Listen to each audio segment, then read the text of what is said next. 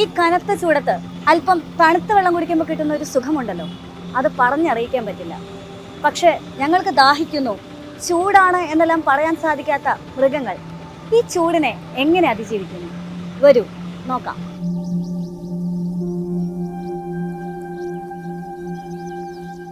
കേരളം ചുട്ടുപൊള്ളുകയാണ്. ഇപ്പോൾ തലസ്ഥാന നഗരിയിലെ ചൂട് 35 ഡിഗ്രി സെൽഷ്യസ്.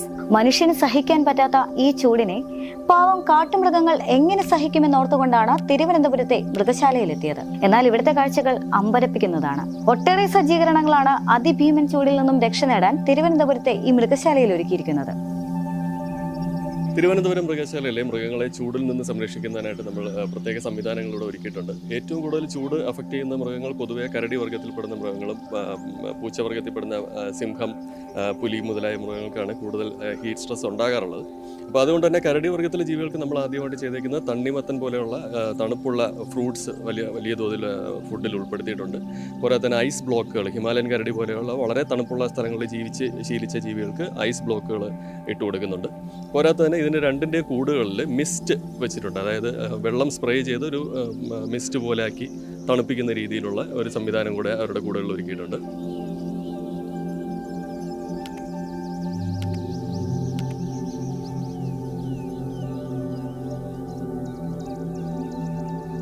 പിന്നെ കടുവകളുടെ കൂടുകളിലേക്ക് ചെയ്തേക്കെന്ന് പറഞ്ഞാൽ കടുവകളുടെ ഫുഡിൽ നമുക്ക് അങ്ങനെ വലിയ ചേഞ്ചസ് വരുത്താൻ പറ്റില്ല. പക്ഷേ നമുക്കറിയാം, നമുക്ക് മനുഷ്യർക്ക് ഹീറ്റ് സ്ട്രെസ് വരുമ്പോൾ നമ്മൾ ഏറ്റവും കൂടുതൽ ഉപയോഗിക്കുന്നത് വൈറ്റമിൻ സി ആണ്. അതായത് നാരങ്ങ വെള്ളം പോലുള്ള സാധനങ്ങളിൽ നിന്ന് നമുക്ക് കിട്ടുന്നതാണ് വൈറ്റമിൻ സി. അത് ഹീറ്റ് സ്ട്രെസ്സിന് ഏറ്റവും നല്ലതാണ്. ഇതേ സാധനം നമ്മൾ അതിൻ്റെ സപ്ലിമെൻ്റ് ആയിട്ട് അതിൻ്റെ ഫുഡിലേക്ക് നമ്മൾ ഉൾപ്പെടുത്തിയിട്ടുണ്ട്. പൊതുവെ മഞ്ഞ് കൂടുതലുള്ള സ്ഥലങ്ങളിൽ ജീവിക്കുന്ന ഹിമാലയൻ കരടിയുടെ വിഭാഗത്തിൽപ്പെട്ട കരടികൾക്ക് വേനൽ അതിജീവിക്കാൻ കൃത്രിമമായി വെള്ളം ഷവർ ചെയ്ത് നൽകിയിരിക്കുകയാണ് ഇവിടെ. ആ ഷവറിൽ ആർത്തുല്ലസിക്കുന്ന കൊഹിമയും ദിമയും തന്നെയാണ് ഇവിടുത്തെ ഏറെ കൗതുകകരമായ കാഴ്ച.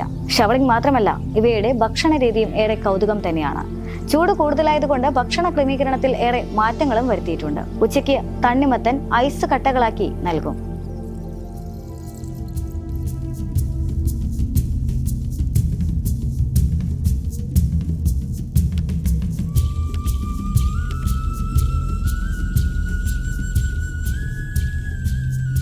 കുളിപ്പിക്കുന്നത് രാവിലെ 9:30-ക്ക് ശേഷം ഒരു 11 മണിക്കകത്തായിട്ട് ഒരു 2-3 ട്രിപ്പ് കുളിപ്പിക്കുന്നതാണ്.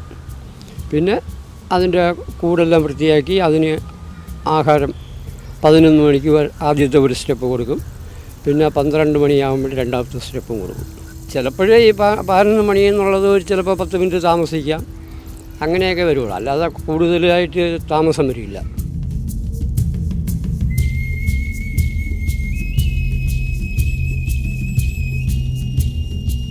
പിന്നെ പാമ്പ് വർഗ്ഗത്തിലെ ജീവികളിൽ നമ്മൾ പൊതുവേ ചെയ്തിരിക്കുന്നത് അവിടെ AC ഓൾറെഡി ഉണ്ട്, എയർ കണ്ടീഷൻഡ് ആണ്. അതിന് പുറമേ നമ്മൾ അഡീഷണലായിട്ട് അതിനകത്ത് ഫാനും ബാക്കി സംവിധാനങ്ങളും കൂടെ ഒരുക്കിയിട്ടുണ്ട്.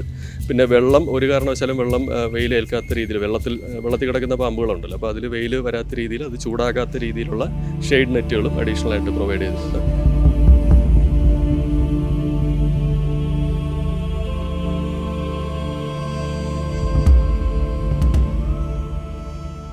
കരടിയും പുലിയും സിംഹവും മയിലും മാൻപേടയും ഹൈനയും കാട്ടുപോത്തും ഭീമാകാരനായ അനോക്കോണ്ടയും എല്ലാം ഇവിടെയുണ്ടെങ്കിലും അവയ്ക്കും ചൂടിൽ നിന്നും രക്ഷ നേടാനായി ഒട്ടനവധി സജ്ജീകരണങ്ങൾ ഇവിടെ ഒരുക്കിയിട്ടുണ്ടെങ്കിലും ഈ വേനൽ ചൂടിനെ ആസ്വാദികരമാക്കുന്നത് ഈ കരടിക്കൂട്ടങ്ങൾ തന്നെയാണ്. ചുട്ടുപൊള്ളുന്ന ചൂടിൽ ഷവറിൽ നൃത്തം ചെയ്തുകൊണ്ട് ഏവരെയും രസിപ്പിക്കുന്ന ഈ കരടിക്കൂട്ടങ്ങൾ.